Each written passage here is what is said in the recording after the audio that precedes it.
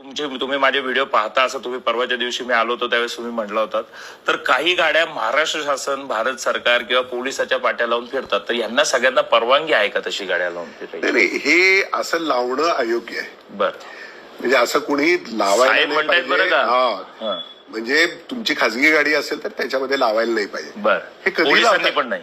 पोलिसांनी जर ते कर्तव्यावरती असतील, बरोबर, जॉबवर असतील तर जॉब, मग ती खाजगी गाडी जरी बरोबर आहे, असेल बरोबर तरी तो आहे, लावू बरोबर आहे, शकतो. अगदी त्याच्यामध्ये बरोबर. काही हरकत नाही. बरोबर आहे. ती आम्ही बऱ्याच वेळा कारवाई येस तिथे लावायला काही हरकत इमर्जन्सी नाही. जाताना काही चालू शकतं ते काही. पण असं चुकीचं लावणं हे अयोग्य आहे. बर, हे योग्य नाहीये.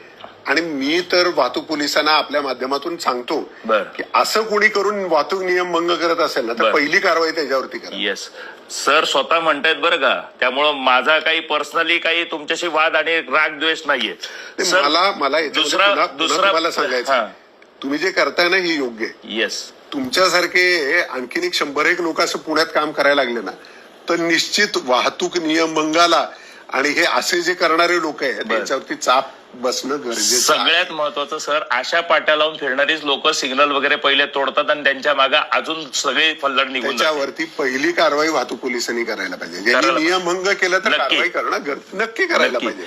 ट्रॅफिक पोलिसांना सगळ्यांना सांगतोय, स्वतः साहेब म्हणतायत अशा कुठल्या गाड्या दिसल्या तर बिंदास कारवाई करा.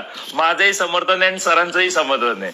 सगळ्यात महत्वाचं सर की तुम्ही जी AI सिस्टीम आणली आहे ती